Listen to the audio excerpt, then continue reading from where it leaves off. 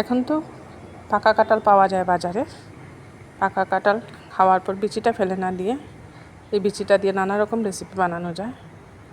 আজ কাঁঠাল বিচি দিয়ে ইলিশ মাছের মাথা দিয়ে রেসিপি বানাচ্ছি। এর জন্য এখানে ইলিশ মাছের মাথা আর লেজটা নিয়ে নিয়েছি। এর মধ্যে হলুদ লবণ দিয়ে দিচ্ছি।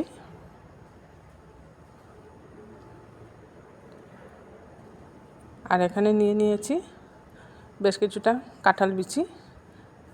কিছুটা আমি ছিলকা ছাড়িয়ে নিয়েছি। ছিলকা ছাড়িয়ে কালো কালো অংশটাও কিছু পরিষ্কার করে নিয়েছি। বাকিগুলোও কেটে নেব। আর লবণ হলুদ দিয়ে মাছের মাথাগুলো মেখে নেব।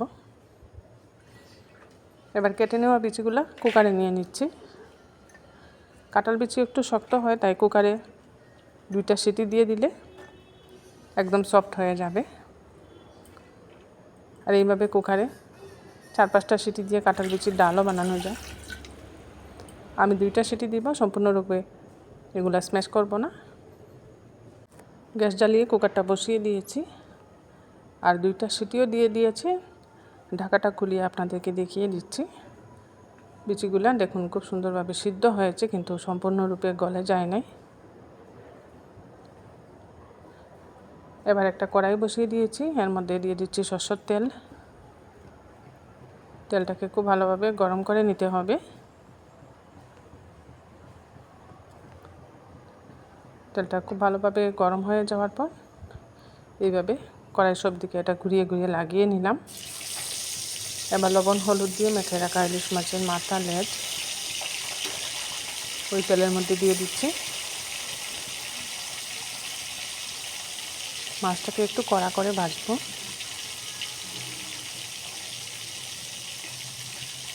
মাছগুলোর একদিক ভাজা হয়ে গেলে অপর দিকটাও আমি উল্টে দিয়ে একটু লাল লাল করে ভেজে নেব। এইভাবে একবার কাঁঠাল বিচি দিয়ে ইলিশ মাছের মাথা বানিয়ে দেখবেন, দারুণ লাগে খেতে। আর রেসিপিটা একটু ঝাল ঝাল করে বানালে ভালো হয়, কারণ কাঁঠাল বিচি এমনিতেই একটু মিষ্টি মিষ্টি হয়।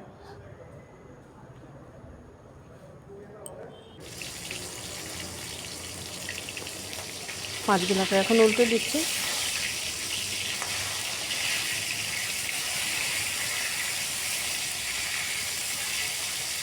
দেখুন এক সাইড কড়া করে ভেজে নিয়েছি, অপর দিকটা এখন এইভাবে কড়া করে ভেজে নেব। আবার ওইগুলোকে আমি উল্টে পাল্টে দিচ্ছি।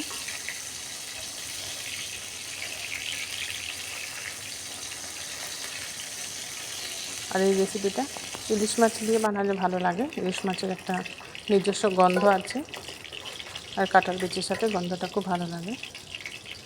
মাছগুলো উঠিয়ে নিলাম। মাছ ভাজার ওই তেলের মধ্যে ফোড়নটা দিয়ে দেবো। এখন ফোড়নে দিয়ে দিচ্ছি 5 ফোড়ন,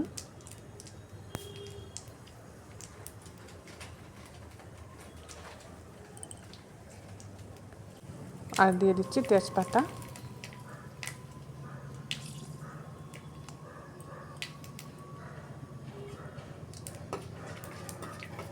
ফোড়নটা খুব ভালো করে ভাজা ভাজা করে নিয়েছি। এই 5 ফোড়নের গন্ধটা কাঁঠাল বিচির মধ্যে খুব ভালো লাগে। এবার সিদ্ধ করে রাখা কাঁঠাল বিচিগুলো দিয়ে দিচ্ছি এর মধ্যে। কাঁঠাল বিচি দিয়ে বাকি গুঁড়া মশলাগুলোও দিয়ে দিচ্ছি এর সাথে। প্রথমে দিচ্ছি এখানে হলুদের গুঁড়া, জিরে গুঁড়া, আর দিচ্ছি লাল লঙ্কার গুঁড়া, ধনে গুঁড়াও দিয়ে দিয়েছি। সব মশলা দিতে হবে, একটু স্পাইসি করে বানাবো। এবার দিয়ে দিচ্ছি পরিমাণ মতো লবণ। সব কিছু দিয়ে খুব ভালো করে কষিয়ে নিচ্ছি। নমস্কার, কলিজ কিচেনে সবাইকে স্বাগত জানাচ্ছি। আজ একটা নতুন রেসিপি বানাচ্ছি। আমার এই কাঁঠাল বিচি দিয়ে ইলিশ মাছের মাথা দিয়ে যে রেসিপিটা বানাচ্ছি, রেসিপিটা আপনাদের ভালো লাগলে বানিয়ে খাবেন, কমেন্টে জানাবেন টেস্টটা কীরকম লাগলো আপনাদের। কালারের জন্য এবার আমি এখানে দিয়ে দিয়েছি কাশ্মীরি লাল লঙ্কার গুঁড়া, আর এখানে দিচ্ছি 3-4টা কাঁচা লঙ্কা। একটু ঝাল ঝাল করে বানাবো, তাই লঙ্কাটা একটু বেশি দিচ্ছি এখানে। গুঁড়া লঙ্কাটাও একটু বেশি দিয়েছি, সাথে কাঁচা লঙ্কা দিয়ে দিলাম। আমার রেসিপিটা যারা ফেসবুক থেকে দেখছেন, ফেসবুক পেজটা ফলো করে নেবেন। আর যারা ইউটিউব থেকে দেখছেন, কলিজ কিচেনটা সাবস্ক্রাইব করে নেবেন। এটা খুব সুন্দরভাবে কষিয়ে নিলাম কাঁঠাল বিচি মশলার সাথে। এবার দিয়ে দেবো এর মধ্যে পরিমাণ মতো জল।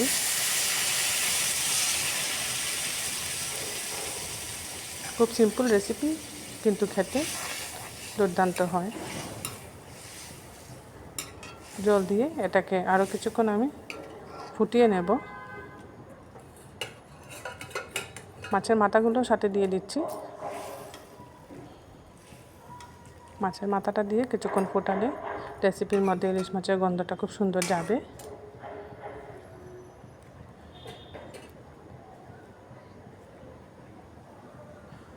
যখন এইভাবে খুব ভালো করে ফুটে উঠবে, তখন এর মধ্যে কুচিয়ে রাখা আদা দিয়ে দিচ্ছি।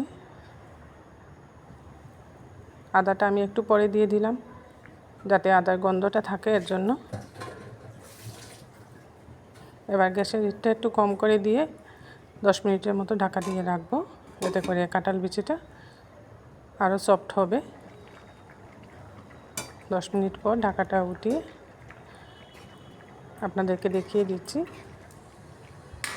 দেখুন খুব সুন্দর হয়েছে দেখতে রেসিপিটা। এটা হয়ে এসছে।